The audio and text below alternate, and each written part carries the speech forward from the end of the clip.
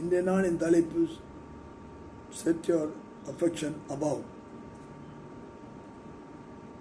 Set your affection above.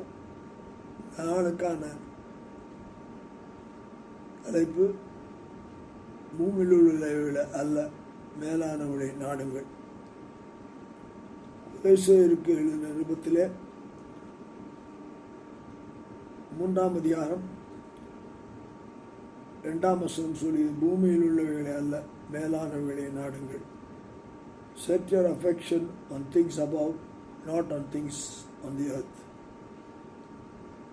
காண்கிறவைகள் எல்லாம் அனித்தியம், காணாதவைகளோ நித்தியம். நாம் இந்த உலகத்தில் இருக்கும்படியான அனைத்து பொருட்களும் அது அழிந்து போகின்றன, மறைந்து போகின்றன,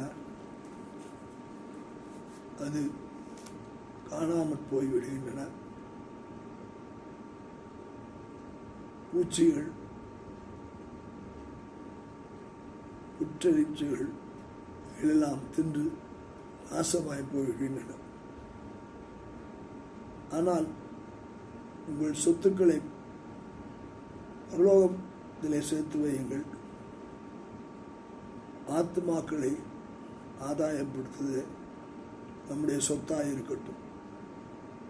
நம்முடைய சொத்துக்கள் பரலோக ராஜ்யத்தில் பொற்கிரீடமாக நமக்கு மாற்றப்படுகிறது.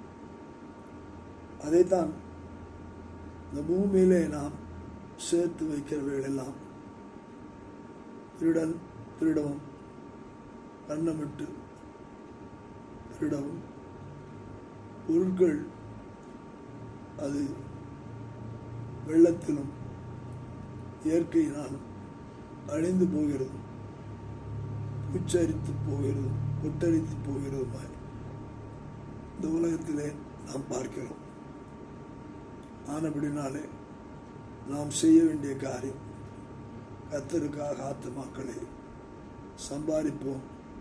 ஆத்துமாக்கள் ஒவ்வொரு ஆத்மாவும் உலகத்துக்கு மேலான பலனை நமக்கு கொடுக்கும்.